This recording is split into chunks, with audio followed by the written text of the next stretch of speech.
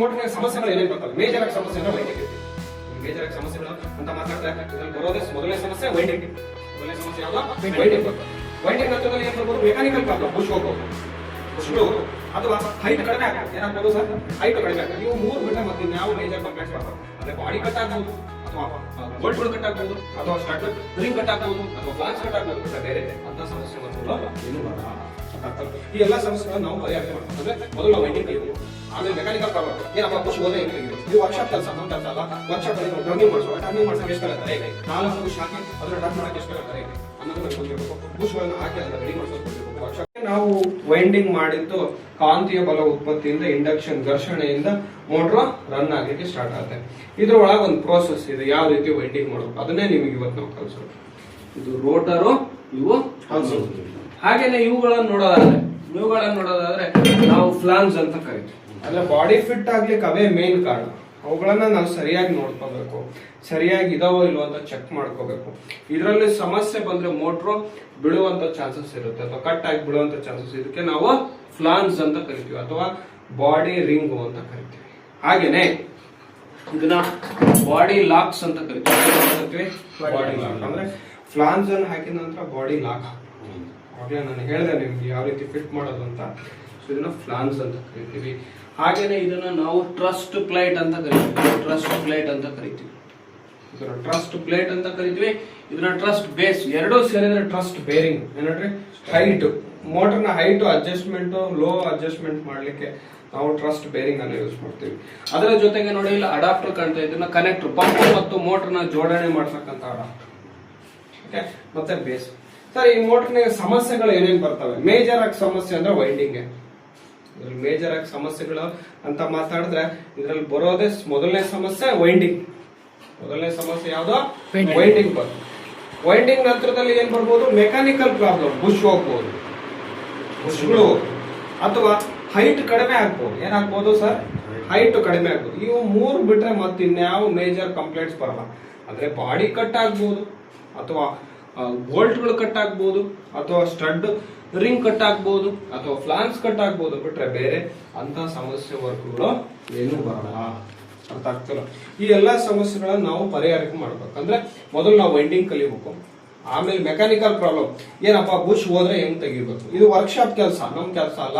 Workshop ಅಲ್ಲಿ ನಾವು turning ಮಾಡಿಸುವ, ಟರ್ನಿಂಗ್ ಮಾಡ್ಸಕ್ ಎಷ್ಟು ತಗಂತಾರೆ, 4 ಬುಷ್ ಹಾಕಿ ಅದನ್ನ ಟರ್ನ್ ಮಾಡಕ್ ಎಷ್ಟು ತಗಂತಾರೆ ಅನ್ನೋದು ನಮಗೆ ಗೊತ್ತಿರಬೇಕು. ಬುಷ್ ಗಳನ್ನ ಹಾಕಿ ಅದನ್ನ ರೆಡಿ ಮಾಡಿಸೋದು ಗೊತ್ತಿರಬೇಕು. ವರ್ಕ್ಶಾಪ್ ಕೆಲಸಗಳು ನಮ್ಮ ಕೆಲಸಗಳಲ್ಲ, ಮೆಕ್ಯಾನಿಕಲ್. ಆಮೇಲೆ ಜೋಡಿಸುವಾಗ ಕರೆಕ್ಟ್ ಆಗಿ ಜೋಡಿಸ್ಬೇಕು. ಆಯಿಲ್ ಗೀಲಿಂಗ್ ಎಲ್ಲ ಮಾಡಿ ಕರೆಕ್ಟ್ ಆಗಿ ಲೂಬ್ರಿಕೇಟ್ ಮಾಡಿ ಮೋಟರ್ಸ್ ಗಳಿಗೆ ಫಿಟ್ಟಿಂಗ್ ಮಾಡಿ. ಓಕೆನಾ?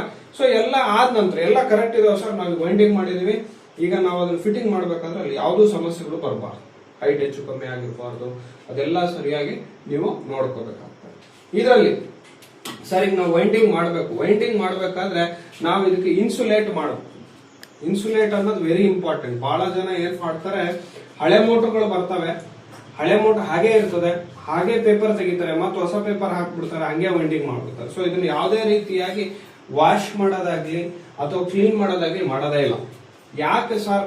ನಾವು ಕಂಪನಿ ಮೋಟರ್ಸ್ಗಳು ವೈಂಡಿಂಗ್ ಮಾಡಿದ್ರೆ ಚೆನ್ನಾಗಿ ಬರ್ತದೆ, ನಾವು ಮಾಡಿದ್ರೆ ಯಾಕೆ ಚೆನ್ನಾಗಿ బరಲ್ಲ అంటే నేను ఇది వైండింగ్ చేస్తే చాలా రోజు వచ్చలేదు అంటే కంపెనీ చేస్తే చాలా రోజు వస్తుంది మోటార్ వైండింగ్ లో. అంటే అందులో ಇನ್ಸುಲೇಷನ್ ಪರ್ಫೆಕ್ಟ್ చేయాలి.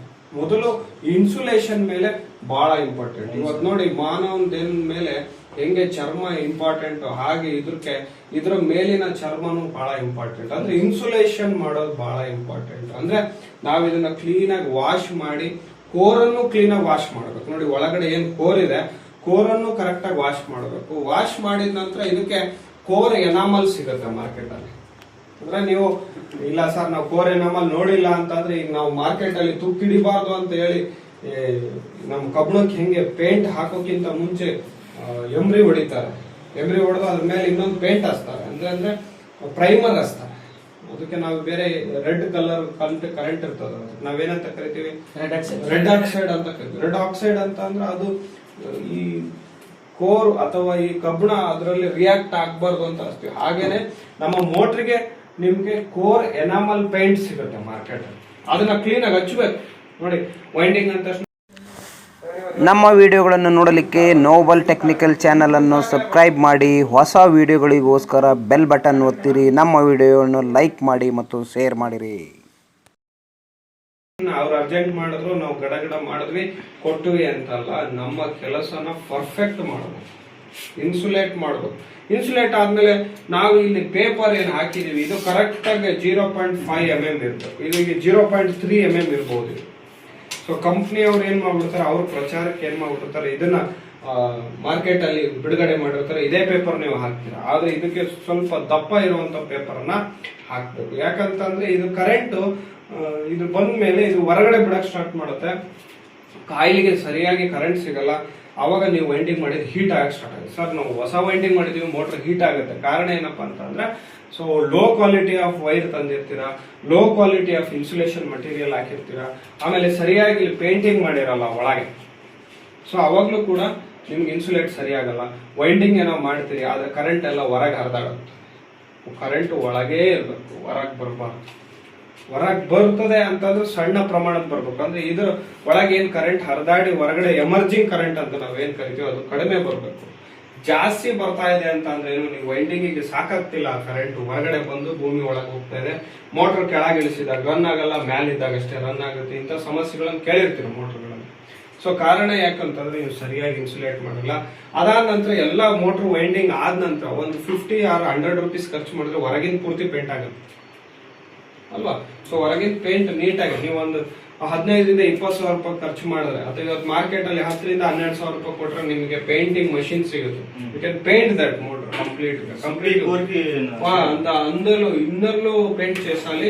ఇది కోర్ ఎనామెల్ వస్తుంది మార్కెట్ లో, కోర్ ఎనామెల్ వస్తుంది కదా, అంత పెయింట్ చేసాలి. ఇప్పుడు తర్వాత ಸ್ಲಾಟ್ ಪೇಪರ್ పెట్టింది, తర్వాత ಬಾಡಿ ಪೇಪರ್ ನೋಡಿ, ಬಾಡಿ ಪೇಪರ್ ಹಾಕ್ಬೇಕು, ಒಳ್ಳೆ ಕ್ವಾಲಿಟಿ ಬಾಡಿ ಪೇಪರ್, ಹಳೇದನ್ನೇ ತೊಳೆದು ಹಾಕ್ಬೇಡ್ರಿ. 5 ರೂಪಾಯಿ ಖರ್ಚು ಮಾಡ್ರಿ, 5, 10 ರೂಪಾಯಿ, 30 ರೂಪಾಯಿ, 40, 100 ರೂಪಾಯಿ ಖರ್ಚು ಮಾಡ್ರಿ, 100 ರೂಪಾಯಿ ಕಮ್ಮಿ ಇಸ್ಕೊಳ್ರಿ. ಆದ್ರೆ ವರ್ಕ್ ಕಂಪ್ಲೀಟ್ ಸರಿಯಾಗಿ. ಇವತ್ತು ಮೋಟರ್ ಹಾಕಿದ್ 2 ವರ್ಷ 1.5 ವರ್ಷ ಬಂದೈತಪ್ಪ ಅಂತ ನಿಮ್ಮ ಹತ್ರ ಇಲ್ದೆ ಇನ್ ಯಾರ ಹತ್ರ ಹೋಗ್ತಾರ ಅವರು? ಕರೆಕ್ಟ್ ಆಗಿ ಮಾಡ್ರಿ. ಅರ್ಥ ಆಯ್ತು? ಇವತ್ತು ಒಂದ್ ಮೋಟರ್ ಇಲ್ದೇ ಇರ್ಬೋದು, ಆದ್ರೆ ನಾಳೆ ಅವ್ನ್ ಚೆನ್ನಾಗ್ ಮಾಡ್ತಾನಪ್ಪ ಅವನ ಹತ್ರನೇ ಹೋಗು ಅಂತ ಹೇಳಿ ಕಸ್ಟಮರ್ ನಿಮ್ ಅಂಗಡಿಗೆ ಕಳಿಸ್ತಾರೆ. ಯಾಕಂದ್ರೆ ನಮ್ ಮೋಟರ್ ಇವತ್ತ ಹೋಗ ಹಾಕಿದ್ ಸರಿ, ಇವಾಗ 6 ತಿಂಗಳಾದ್ರೂ ಮೋಟರ್ ಎತ್ತಿಲ್ಲ. ಅರ್ಥ ಆಯ್ತಲ್ಲ? ನೀವು ವರ್ಕ್ ಅನ್ನ ಸರಿಯಾಗಿ ಮಾಡ್ರಿ. ಸರ್ ಬೇರೆ ಊರಿಂದ ತಗೊಂಡ್ ಬಂದ್ ನಿಮ್ ಊರಿಗೆ ತಂದ್ಕೊಡ್ತಾರೆ. ಇವಾಗ ಬೇರೆ ಹೊನ್ನಾಳಿಯಿಂದ ತಂದು ದಾವಣಗೆರೆಗೆ ತಂದು ಕೊಡ್ತಾರೆ. ಹೊನ್ನಾಳಿ ವೈಂಡರ್ ಇಲ್ವಾ, ಅಲ್ಲಿಂದ ತಂದು ಇಲ್ಲಿಗೆ ಮಾಡಿಸ್ತಾರೆ ಅಂದ್ರೆ ಅರ್ಥ ಏನೋ ಚೆನ್ನಾಗಿ ಮಾಡ್ತಾರೆ. ಸೊ ನೀವು ವರ್ಕ್ ಅನ್ನ ನೀವು ಎಲ್ಲಿ ಚೆನ್ನಾಗಿ ಮಾಡ್ತೀರೋ ಅಲ್ಲಿ ಸಿಟೆಗೆ ಅಂಗಡಿ ಇಡಬೇಕು ಅಂತ ಏನಿಲ್ಲ, ನಿಮ್ ಮನೆಯಿಂದಾನೇ ಸ್ಟಾರ್ಟ್ ಮಾಡ್ರಿ. ವರ್ಕ್ ಅನ್ನ ಮನೆಯಿಂದಾನೇ ಸ್ಟಾರ್ಟ್ ಮಾಡ್ರಿ. ಮನೆಗೆ ಎಷ್ಟು ಸಾಧ್ಯ ಆಗ್ತದೆ ಅಷ್ಟು ಕಲೀರಿ. ಫ್ರೀ ಟೈಮ್ ಐತಾ ಬೇರೆದನ್ನ ಕಲೀರಿ. ಬರ್ತಾ ಇಲ್ವಾ, ಇದು ಒಂದು ಮೋಟರ್ ಒಂದು ವಾರಕ್ಕೆ ಒಂದು ಮೋಟರ್ ಬರ್ತೈತಾ, ಬೇರೆದನ್ನು ಕಲೀರಿ. ಮಿಕ್ಸಿ ಕಲೀರಿ, ಫ್ಯಾನ್ ಕಲೀರಿ, ಮೋಟರ್ ಕಲೀರಿ. ಒಂದು ಚೂರು ಅಂಗಡಿಯಾಗ ವೇಸ್ಟ್ ಮಾಡಬಾರ್ದು ಟೈಮ್. 8 ತಾಸು ಕೆಲಸ ಮಾಡಿದ್ರೆ 8 ತಾಸು ಕೆಲಸ ಮಾಡಿ ಬಾಗ್ಲಾಕೊಂಡು, ಆದ್ರೆ 1 ತಾಸು ಫ್ರೀ ಅದೀನಲ್ಲ, ಏನಾರ ಬೇರೆದ್ ಕಲಿಬೇಕು. ಯಾಕಂದ್ರೆ ಇವತ್ತು 5 ರಿಂದ 6 ಕೆಲಸ ಕೈಯಾಗಿಲ್ಲಪ್ಪ ಅಂತಂದ್ರ ಇವತ್ತು ದುಡಿಮೆ ಲಾಸ್. ಅದಕ್ಕ 5 ರಿಂದ 6 ಕೆಲಸಗಳನ್ನ ಕೈಯಾಗೆ ಇಟ್ಕೋಬೇಕು. ಅದಕ್ಕೆ ಇನ್ಸುಲೇಷನ್ಸ್ ಗಳನ್ನ ಸರಿಯಾಗಿ ಹಾಕ್ಬೇಕು. ಏನ್ ಹಾಕ್ಬೇಕು? ಇನ್ಸುಲೇಷನ್ ಗಳನ್ನ ಸರಿಯಾಗಿ ಹಾಕ್ಬೇಕು, ಪೇಪರ್ಸ್ ಗಳನ್ನ ಸರಿಯಾಗಿ ಹಾಕ್ಬೇಕು. ಆ ನಂತರ ನೀವು ವೈಂಡಿಂಗ್ ವೈರ್ ತರ್ತೀರಲ್ವಾ, ಮಾರ್ಕೆಟ್ ನಲ್ಲಿ ಹೆಂಗ್ ಸರ್ ಚೂಸ್ ಮಾಡೋದು ವೈರ್ ನ ಅಂತಂದ್ರೆ, ಇವತ್ತು ಮಾರ್ಕೆಟ್ ಅಲ್ಲಿ ಒಂದು 4 ರಿಂದ 5 ಅಂಗಡಿ ವೈರ್ ಸೇಲ್ ಮಾಡ್ತಾ ಇರ್ತಾರೆ. 4 ಅಂಗಡಿಗೆ ಭೇಟಿ ಕೊಡಿ, 4 ಅಂಗಡಿಗೆ ಭೇಟಿ ಕೊಡಿ. ಮಾರ್ಕೆಟ್ ನಲ್ಲಿ ಮೂವ್ಮೆಂಟ್ ಆಗಿರೋ ಕಂಪನಿಗಳು ಎಲ್ಲ ಅಂಗಡಿಯಲ್ಲಿ ಇರುತ್ತೆ. ಒಂದ್ ಅಂಗಡಿಗೆ ಹೋಗ್ತೀರಾ, ಅಲ್ಲಿ ಯಾವ್ದೋ ಒಂದು ಏಷ್ಯನ್ ಅಂತ ವೈರ್ ನೋಡ್ತೀರಾ, ಇನ್ನೊಂದ್ ಯಾವ್ದೋ GK ಅಂತ ವೈರ್ ನೋಡ್ತೀರಾ, ಇನ್ನೊಂದ್ ಯಾವ್ದೋ ಕೊಟ್ಯಾಕ್ ಅಂತ ನೋಡ್ತೀರಾ, ಇನ್ನೊಂದ್ ಯಾವ್ದೋ ಮಹೀಂದ್ರ ಅಂತ ನೋಡ್ತೀರಾ, ಇನ್ನೊಂದ್ ನಂದಿ ಅಂತ ನೋಡ್ತೀರಾ, RR ನೋಡ್ತೀರಾ, ಪಾಲಿಕ್ಯಾಪ್ ನೋಡ್ತೀರಾ, ಹಿಂಗ್ ನೋಡ್ತೀರಾ ಕಂಪನಿಗಳು. ಇನ್ನೊಂದ್ ಅಂಗಡಿಗೆ ಹೋಗ್ತೀರಾ, ಅವನ ಹತ್ರ ಅಲ್ಲಿ ಬರೀ GK ವೈರ್ ಅಷ್ಟೇ ಇರ್ತದೆ, ಪಾಲಿಕ್ಯಾಪ್ ಇರಂಗಿಲ್ಲ, ಏಷ್ಯನ್ ಇರಂಗಿಲ್ಲ, ಇನ್ನ ನಂದಿ ಇರಂಗಿಲ್ಲ, ಒಂದೊಂದೇ ಇರ್ತದೆ. ಅವ್ನು ಒಂದೇ ಬ್ರ್ಯಾಂಡ್ ಸೇಲ್ ಮಾಡ್ತಾರೆ. ಇನ್ನೊಂದ್ ಅಂಗಡಿಗೆ ಹೋಗ್ತೀರಾ, ಅವನ ಹತ್ರನು GK ಇದೆ ನೋಡಿ. ಕಾಮನ್ ಇರುವಂತದ್ದು GK ಅನ್ನೋದು ಕಾಮನ್ ಎಲ್ಲರ ಹತ್ರನು ಇರ್ತದೆ. ಅಂದ್ರೆ ಎಲ್ಲರ ಹತ್ರ ಕ್ವಾಲಿಟಿ ಚೆನ್ನಾಗೈತೆ, GK ಅದನ್ನ ಬಹಳ ಕೇಳ ತಗೊಂಡೋಗ್ತಾರೆ. ಅಂದ್ರೆ ಎಲ್ಲಾ ಅಂಗಡಿಗೆ ಸಿಗ್ತೈತಪ್ಪ ಅಂದ್ರೆ GK ಒಳ್ಳೇದು ಅಥವಾ ಕೊಟ್ಯಾಕ್ ಒಳ್ಳೇದು. ಇದು ನಾವು ಮಾಡ್ಬೇಕು, ನಾವು ವೈಂಡಿಂಗ್ ಮಾಡಿ ಹಾಕಿ ಕಸ್ಟಮರ್ ಫೀಡ್ಬ್ಯಾಕ್ ತಗೋಬೇಕು. ಈಗ ನೋಡ್ರಿ, ಕೆಲವೊಂದ್ಸರಿ ಬುಷ್ ಹೋಗಿರ್ತಾವು, ರೋಟರ್ ಹಾಳಾಗಿರ್ತದ, ನೀವು ಒಳ್ಳೆ ಕ್ವಾಲಿಟಿ ವೈರ್ ತಂದಿರ್ತೀರಾ, ಆದ್ರೆ ಅದು ಸಪೋರ್ಟ್ ಮಾಡಂಗಿಲ್ಲ. ಅದಕ್ಕ ಮೋಟರ್ ಚೆನ್ನಾಗಿರ್ಬೇಕು. ಆ ಮೋಟರ್ ಚೆನ್ನಾಗಿದ್ದು ಅಲ್ಲಿ ಎಲ್ಲಾ ಮೆಕ್ಯಾನಿಕಲ್ ವಸ್ತುಗಳು ಚೆನ್ನಾಗಿದ್ದು ಅಲ್ಲಿ ನೀವು ಕಾಯಿಲ್ಗಳನ್ನ ಹಾಕಿದ್ರೆ ಅದನ್ನ ನೀವು ಗಮನಿಸ್ಬೇಕು. ಕಸ್ಟಮರ್ ಇದನ್ನ ಮಾಡಿಸ್ಕೊಂಡು ಹೋಗಿದ್ದ ಬಿಲ್ ನೋಡ್ಬೇಕು ನೀವು. 6 ತಿಂಗಳು 7 ತಿಂಗಳ ಹಿಂದಿನ ಬಿಲ್ ನೋಡ್ಬೇಕು. ಮೋಟರ್ ಹೆಂಗಪ್ಪ ಚೆನ್ನಾಗೈತಾ ಇಲ್ವಾ ಅಂತ ಕೇಳಬೇಕು, ಅವ್ರಿಗೆ ಫೀಡ್ಬ್ಯಾಕ್ ಕೇಳಬೇಕು. ಇಲ್ಲಪ್ಪ ಚೆನ್ನಾಗೈತೆ, ಅವತ್ತಿಂದ ಏನೋ ಪ್ರಾಬ್ಲಮ್ ಬಂದಿಲ್ಲ ಅಂದ್ರೆ ವೈರ್ ಚೆನ್ನಾಗೈತಿ, ಅದಕ್ಕೆ ಯಾವ ವೈರ್ ಹಾಕಿದ್ದೆ, ಯಾವ ಕಂಪ್ನಿ ವೈರ್ ಹಾಕಿದೆ, ಪ್ರತಿಯೊಂದನ್ನು ಬರ್ಕೋಬೇಕು. ಯಾಕಂದ್ರೆ ನೀವು ಪ್ರತಿ ಹಂತದಲ್ಲೂ ಚೆಕ್ ಮಾಡ್ಬೇಕು ನಿಮ್ಮನ್ನ ನೀವು. ನಾನು ಇದನ್ನ ಈಗ ನಾವು ಪಾಠ